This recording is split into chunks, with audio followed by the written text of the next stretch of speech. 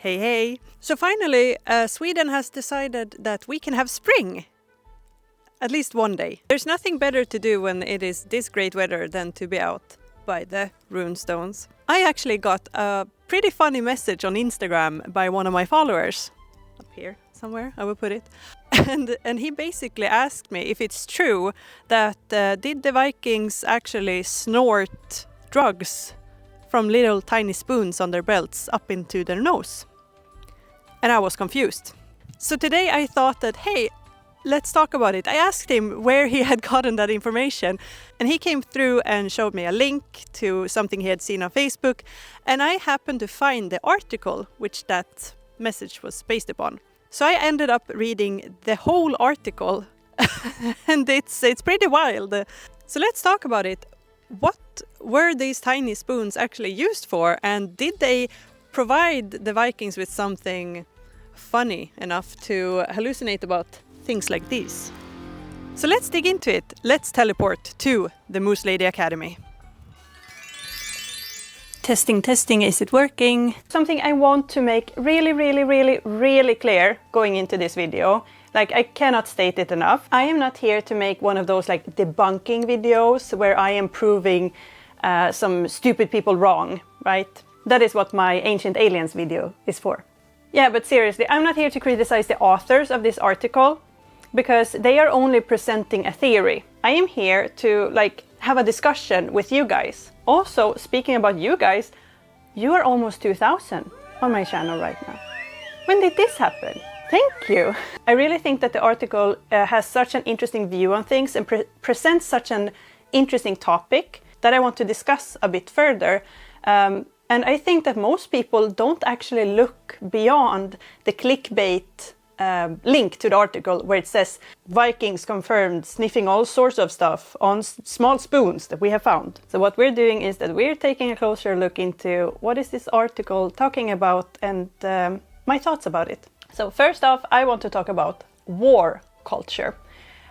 In war, there is no secret, even to this day, that there are substances used of different kinds due to, trauma, enhanced wokeness, alertness, and those sorts of things during war. Alcohol and war also go hand in hand historically, and this is no news towards anyone who's into war history. It is also no news that shamans and seeresses have been found throughout history. Some of these places have been Turkey, Sweden, Siberia. In these Nordic cases, these seeresses have been referred to as valor or vulvor, vulvas, I guess it is in English. With these vulvas, there have been some cool finds related to the topic of this video that I will go over, all due time. But we are here, first and foremost, to talk about this article and ancient spoons first. This is an illustration from the article. Very beautiful illustration. So, the article states, the pretext for the selection of objects that could have served the purpose of dosing stimulants was the few recorded small spoons whose form and size excluded, for example, the function of a cosmetic utensil or a medical instrument. And this cosmetic utensil part we will go over in a little bit as well. And basically the article goes over how they have found these small spoons all around Northern Europe. But in this case they are talking very much about the Illerup-Årdal, which is a sacrificial bog. It used to be a body of water where an army have been sacrificed. Who knows, maybe it was more than one army, but nonetheless, warriors have been sacrificed after a battle in this body of water, which have made the items very well preserved to dig up now, over 1,000 years later for us. And I know kind of what you're thinking. Okay, we're talking about an army. Where does the spoons come in? How is that related? One may venture the thesis that there may have been an equivalent number of them in the find of the military votive deposit at Torsberg, that is in Germany, as in the similar one from Illerup, which is the Illerup-Årdal in Denmark. So what the article is stating is that they have found so many of these spoons at these places where armies, specifically warriors, have been, which is then raising a question: why has all of these spoons been found with all of these warriors in these bog areas? But then my thought instantly goes to, I mean, if you have a very dense area with a dense crowd of people, you might find a lot of the same things on these people's, you know, what they're wearing on their person. And that might draw, you know, a very ordinary and normal conclusion to why the same objects are at the same place. Something that I reacted to that article also stated was that, oh, but they might have disappeared. There might be more, you know. Which is, yeah, obviously some of these spoons could have been made in wood and they might have disappeared because organic matter doesn't really last that long, especially in water either. There must be very specific circumstances if anything organic will, you know, survive, either being buried into the soil or being buried into water. And the thing with archaeology as a science is that, of course, we can have theories and so on, but archaeology usually do not work with evidence that isn't there. One of these cases that is not related to this article, but one of the cases which I might make a video about in the future is the Birka warrior that you might have heard about. Long story short, they found a warrior in Birka that was proven to be a woman.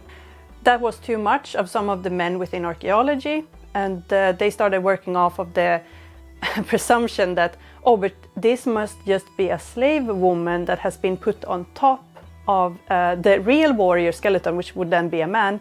And but he has rotten away, so he's not here anymore.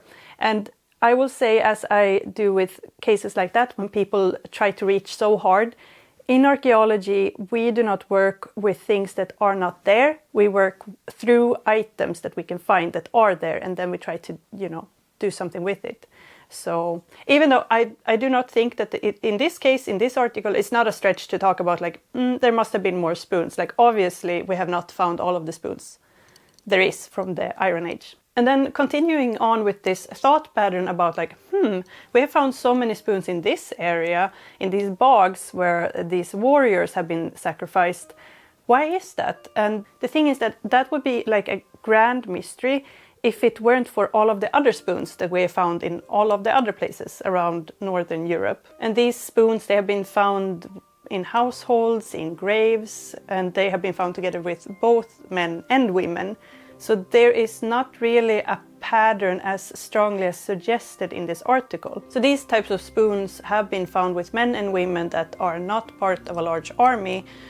But of course, if this is a common object to wear on your person and you have a whole army that gets thrown into a body of water, then there will of course be a lot of spoons there. There is a lot of talk about belts in this article, since the belt would be then where the spoon was attached to. So the article says, the way belts with A-type fittings were worn on the grips indicates that the thongs... Pause. I'm sorry to be that person and being so childish, but while reading this, I couldn't stop imagining like these big warrior Vikings wearing thongs. I'm so sorry to have put that into your mind, but now we can suffer together. Anyway. The thongs to which they were attached were about 50 centimeters long, and this is based upon a find from Sweden, or a couple of finds from Sweden, from the pre-Roman Iron Age skeletal graves that they have found.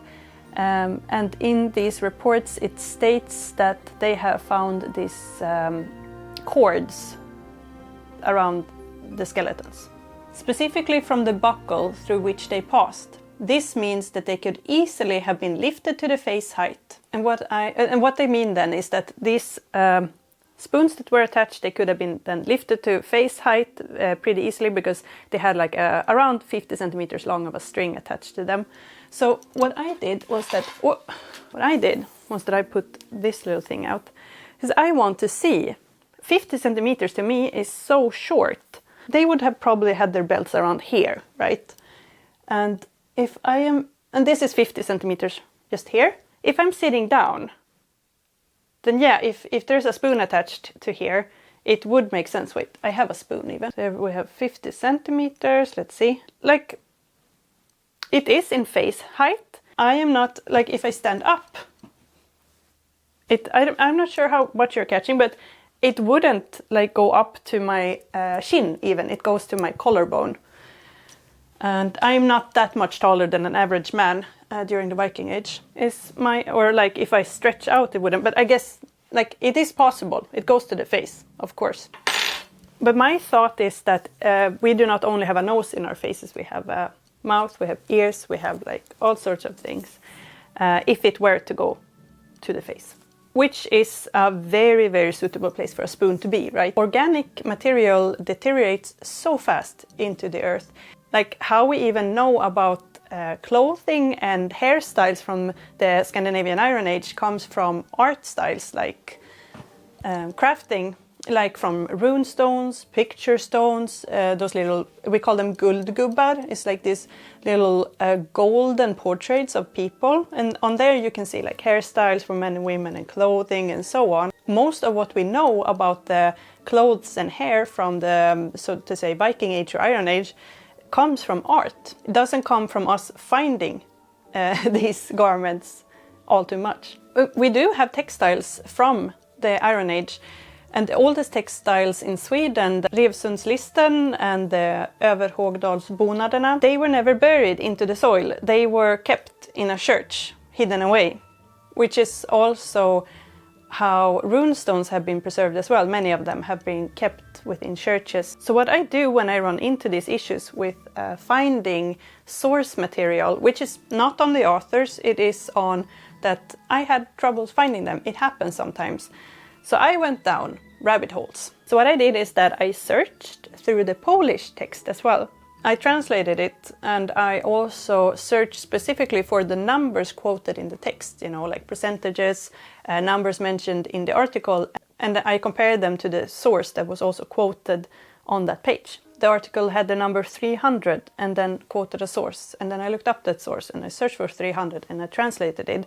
And what I found then was that it mentions 300 arrowheads, and also I searched for like 40% of this place was never dug out and we have found this and this much.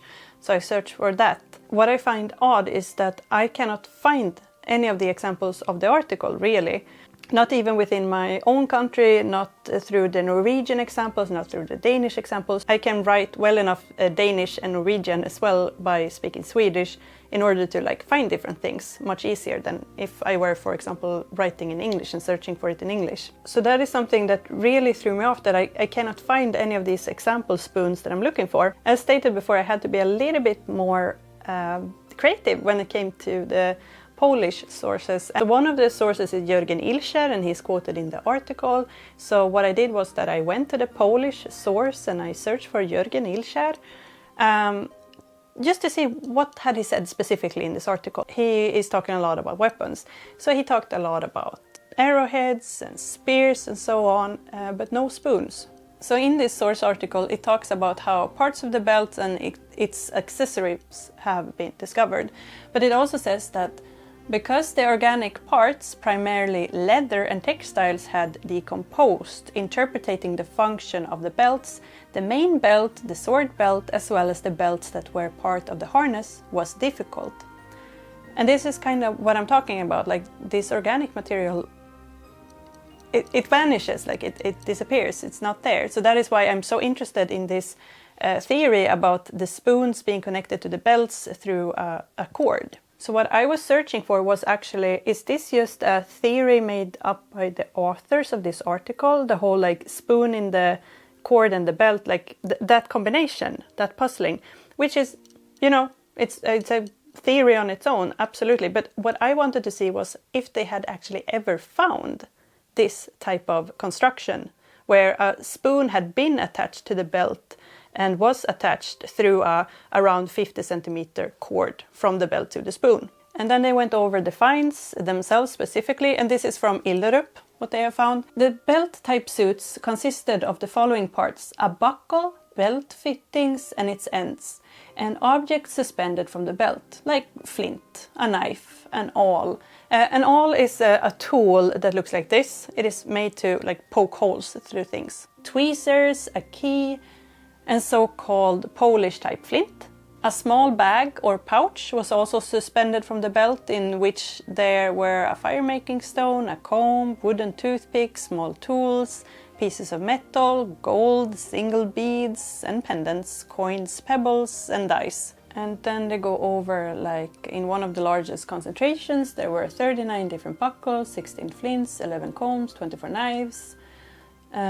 So yeah, there is a lot of different belt buckles and parts of belts that have been found, and like things that would have been placed on the belts. So basically, with all of these different parts, they could make reconstructions of what actually went onto these belts, like how would they have looked like, right? And what they say in the source article is that there are mainly 3 groups of type of belts, and like what they have had generally on them. And then they go over like how warriors have worn different types of belts, one that was, you know, visible and decorated, and other ones that were, you know, for use. In the article it is stated that around 150 types of these type of belts have been found, and they presume that half of them have been containing these spoons. It says that in Illerup, 150 belt suits were found, but only 12 clasps. Like, are you starting to catch on to what it is I'm saying? That there's no mentioning of spoons specifically here. They're talking about a lot of other tools found together, but no talk about the spoons. And I'm trying to find them, right? I'm going insane right now. By now, I am completely insane because I want to find these spoons in this article, in this report. I want to find them, okay? I'm driving myself mad going down this rabbit hole. Like, where are these big numbers of drug spoons? I need to find them. Nowhere. The drug spoons are not there. There is a mention of Kattegat though. I mean, shout out to Ragnar, my boy. But anyway, like, I still cannot find these drug spoons, right? I cannot even find regular spoons. And I'm not doubting these authors' sources or that they have said the wrong sources in any type of way. I am just driving myself insane right now because I want to find these spoons in these sources, right? Anyhow, so I go back to the drug spoon article and I continue reading. And it says, nevertheless, it is in Illerup that we have the aforementioned spoon made of antler, so it cannot be ruled out that they were also made of wood. But then the article goes on to say, or the stimulants might have simply been scooped up with the fingers. But what is also driving me kind of insane is when I try to confirm the sources and when I try to look sources up, or when I try to myself find anything on my own disconnected from the source material that they have used, I just go straight back to the article. So it's like this never-ending loop that is kind of frustrating me. But let's talk like a bit about things outside of the article. Let's talk about drugs. And like before talking about these herbs, I just want you to remember and keep in the back of your head while going into this talk, this is how a typical Iron Age house looks. There are no windows, there are doors, and there are an air ventilation hole at the top where the fire would be. And since the roof is made out of straw typically, there is a hide from like a cow, a moose, some other sturdy, big enough animal to be strung up above the big fire. It is there to control the smoke, it is there to control the spark, so a spark doesn't fly up into the roof and the whole thing burns down. So to keep, you know, because you have these big air holes, it snows, it rains, you know, it can come in wind, just to keep the fire alive. And I've been inside of these type of houses all my life. And let me tell you that these houses, when they have a fire going, they get so filled with smoke, which might have been one of the factors why so many people were so ill during the Iron Age as well.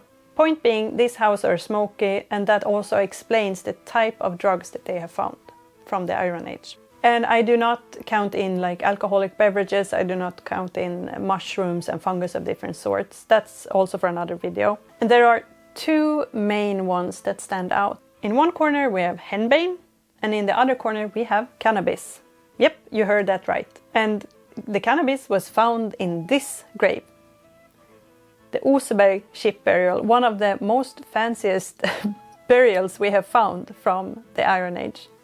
During the Iron Age, cannabis grew wild around the Caspian Sea, and people traveled a lot during the Iron Age to these places, and that is probably where they have gotten them from. It is probably not only to get high that these people used cannabis, it probably had multiple uses. The thing with the Osäberg ship burial is that there were women that were buried there. And that is also my point from before about the vulvor, because it is not really that unordinary finding women buried with these types of seeds. Because henbane has also been found together with vulvor, which points to that these type of drugs were used in ritualistic purposes and probably were used to get in some kind of trance state. What these drugs have in common, the cannabis and the henbane, is that they have been smoked.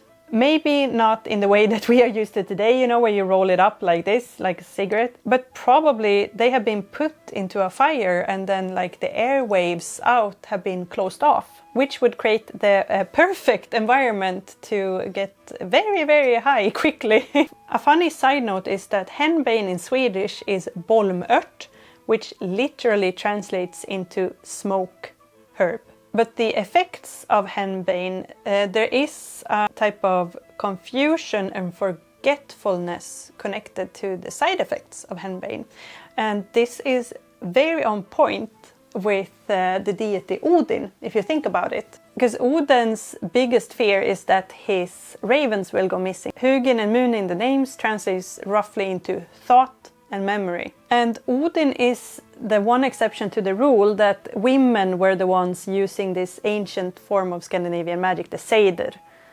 And it all kind of clicks together that his biggest fear is that Hugin and Munin will go missing. So his thought and his memory will go missing, which makes sense if he would be a practitioner of seder.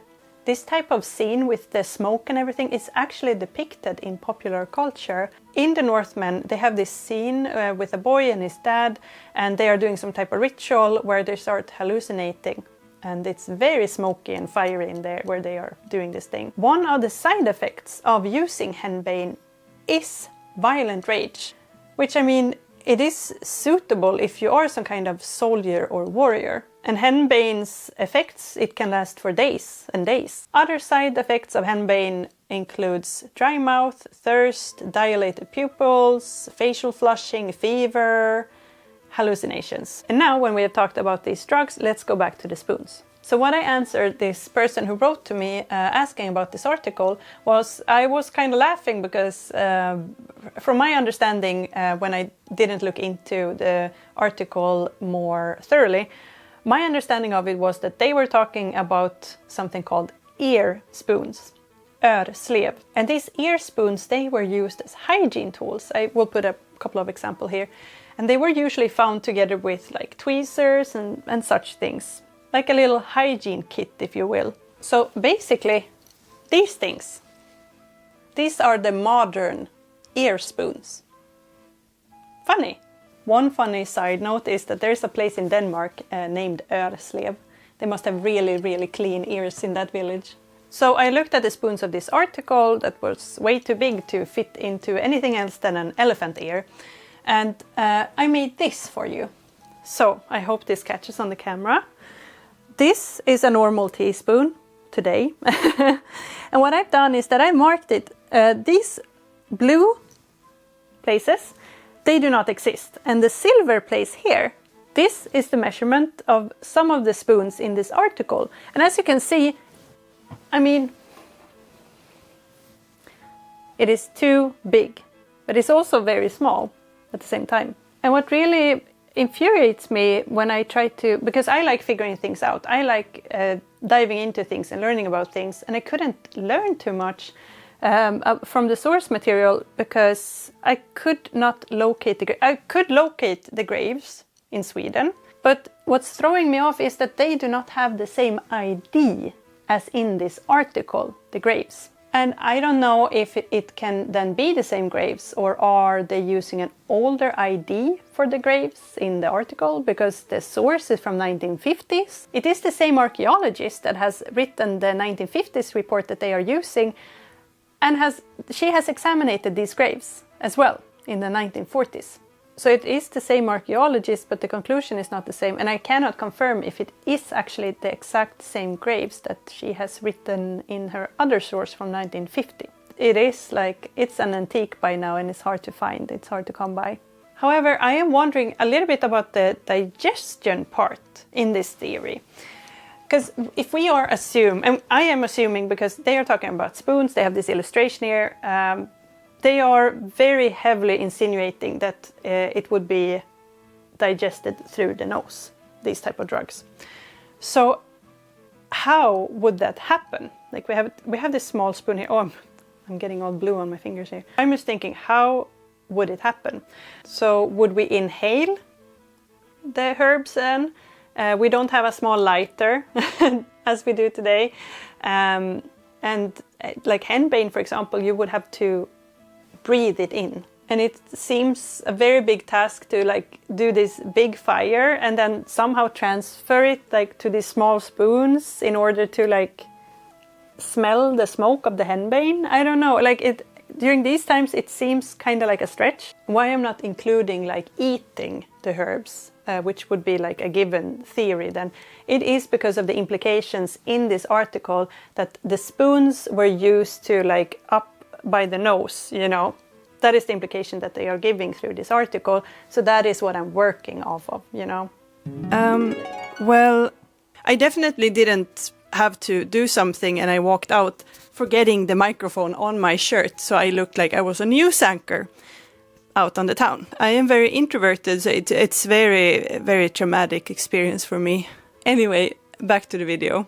Long story short, I think we can dismiss that they have taken a substance on here, that they have somehow put on fire and like held it underneath their nose. It seems a bit far-fetched. Also probably not the most easy thing to do while you're out in field. So what we are left is the kind of more modern snorting way of doing things, where you have very fine grade powders. Is that the theory then? Like, is the theory that they have snorted powders up in their noses? In the article, they never really go into it, how they have used the drugs with the spoons. They are just like saying that, oh, our theory is that they did. And I mean, this has historically happened. Like, I don't know if you know what snus is. Snus is a type of tobacco that you put underneath your lip. In Sweden, it's very, very common.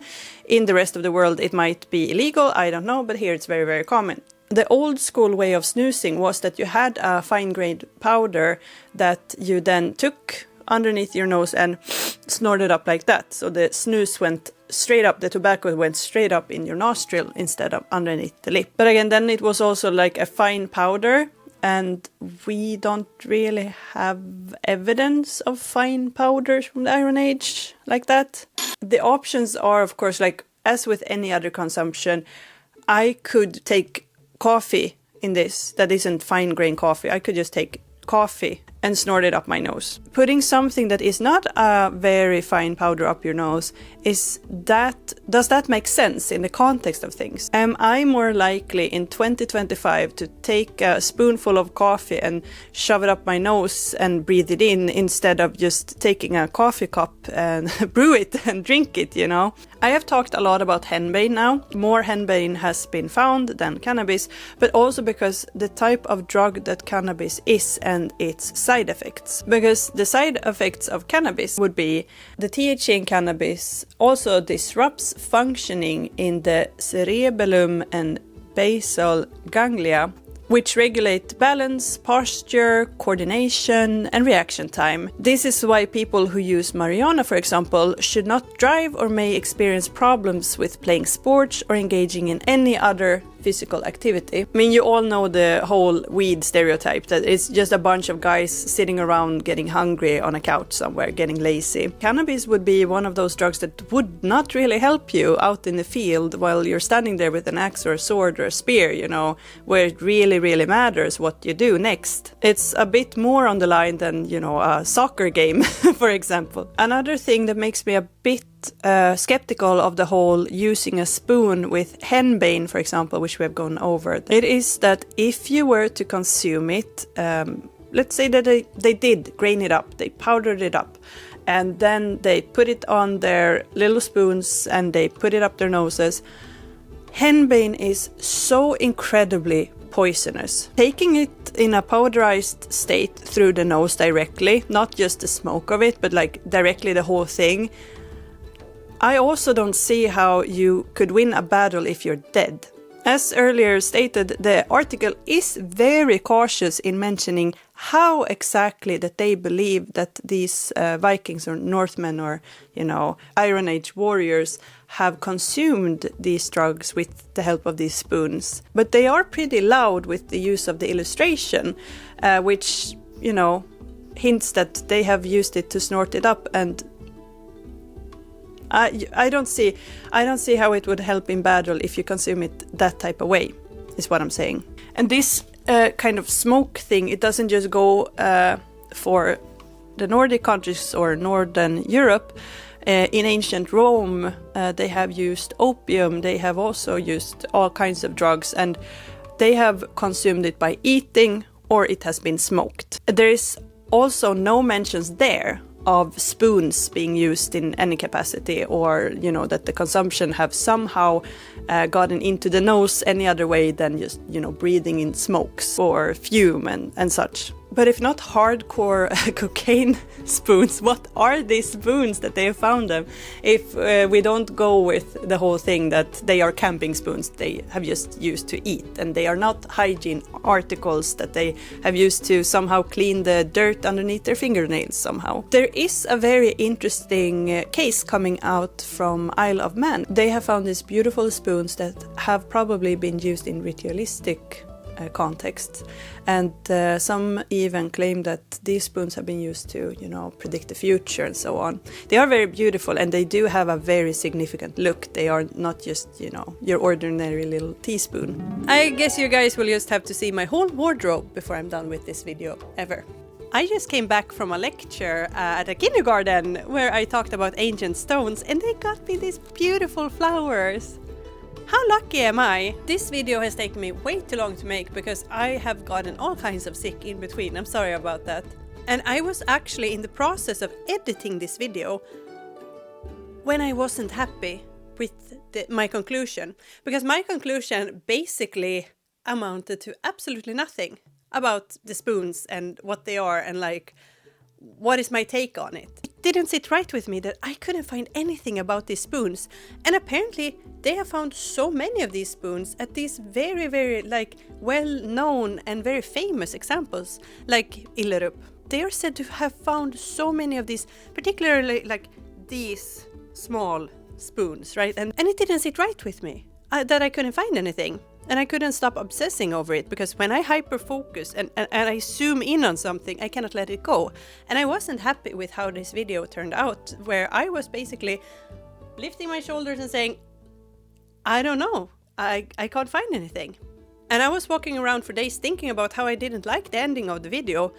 And wouldn't you know it, in the middle of the night, I wake up like, what if I cannot find these spoons?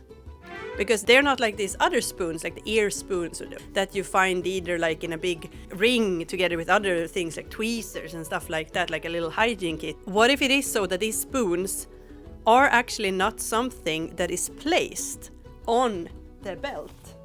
What if it isn't dangling down from here? Like the other things, like the hygiene kit and the knives and the swords and the flint and, you know. What if these small spoons are part of the belts themselves and therefore have not been categorized as spoons? So you know what I did? because Illerup is such a famous example and there is so many ancient leavings from that hoard, I went in and I looked for reconstructions of the belts that they found, because you remember they had found so many belts. They've written, you know, a couple, let's frame it like that. They've written a couple of reports on these belts alone and like how they might have looked and how things were dangling and so on. And that was why I found it so strange that I couldn't find anything, because it's such a well-known topic. This is the reconstruction of a couple of the belts found there in Illerup. Can you find the spoon? This matches up exactly with the measurement of these spoons. So yeah, these quote-unquote spoons are belt weights, more or less. All archaeological finds have different, names, oftentimes several names, depending on which country you conduct archaeology in and so on. I have seen much wilder, things dangling off of belts than this one. Just an example that comes to mind is the Kukruse lady that is in Tartu Museum, Erm. She had this. This is a pretty wild thing. She looks like she was out looking for water or something with that thing. Do you remember in the beginning of this video where I talked about how biological material is so hard to come by, like the leather and fabrics of belts, for example? So oftentimes you find metals and glass. And that is what has happened in this case, where they have found pieces of the belts, right?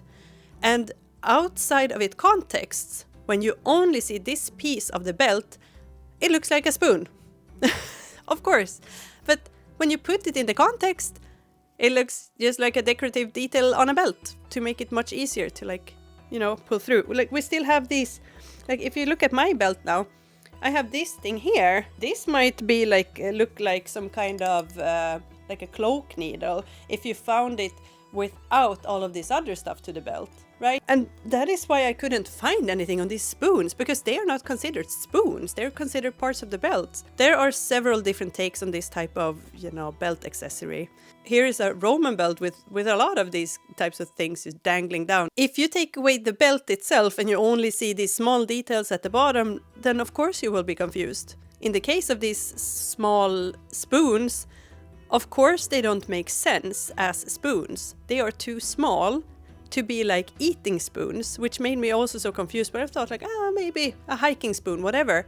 Or maybe it's a miniature that they could like the representation of the keys and like miniature swords and so on, that people could carry with them as a pendant, for luck and home and, staying grounded basically in harsh times. But the spoons I couldn't really explain. Well, this explains it all. So, what is my conclusion? What are my thoughts about these drug spoons? I think that you are out on pretty thin ice when you do not disclose clearly what is a tool known as a spoon or what is part of a belt for transparency's sake. Because I had such a hard time trying to puzzle this all together, and then it all came together in the middle of the night, randomly. So my conclusion is that I do not think that the Iron Age warriors who carried these with them carried spoons per se that they used to lift up to their noses and go all rock star with it. I think that these are just parts of a belt, and I don't think that there's too much more to it. Maybe that's boring, but it was a wild ride getting to this conclusion. Waking up in the middle of the night, just wait, there is no spoon. Like, there is no spoons. It's only a belt. It's a belt part. That's why I can't find the spoons, because they're not spoons, they're belt parts. So that concludes that. That is my conclusion to the whole spoon mystery. I hope you have enjoyed this video and that you enjoyed taking this wild ride with me and trying to figure out, but where do we land with this information and the lack of information that I couldn't simply find. I'll see you in the next one, and I hope that it won't take me 300 years to put out the next video. That's that. Thank you so much for watching. I will see you in the next video. Hej då!